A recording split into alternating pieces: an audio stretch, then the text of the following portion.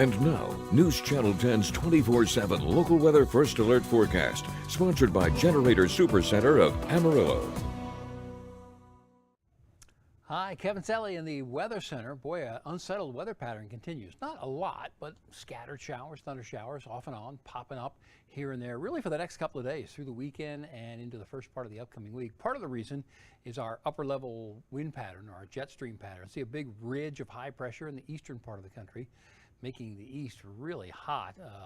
Heat advisories all across the eastern portion of the nation.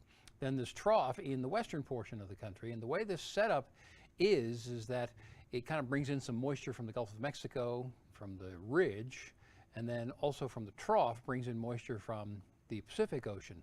The bulk of that's going into New Mexico, but we're on the edge of that ridge, that big dome of high pressure. And so had it been a little bit further to the west, we'd be a little bit more quiet, probably a little bit more rainy had it been a little further to the east. But that's the pattern, and we are sort of stuck with it for the time being.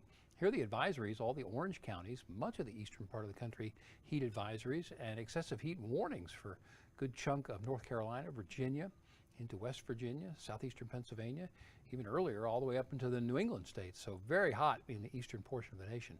So scattered showers possible through the early morning hours, very early morning on Wednesday across the western portion of the region. And then a handful of pop-up hit and miss showers, thunder showers possible, not necessarily likely, but possible later in the day. Just one or two, three or four here and there. Some rumbles of thunder, but not looking for any severe weather. So let's go with a 20% chance for hit and miss showers, thunder showers the next 2 days, 10% on Friday, 20% on Saturday. Then the best rain chance of the next several days at this point looks like it might be Sunday with a 40% rain chance.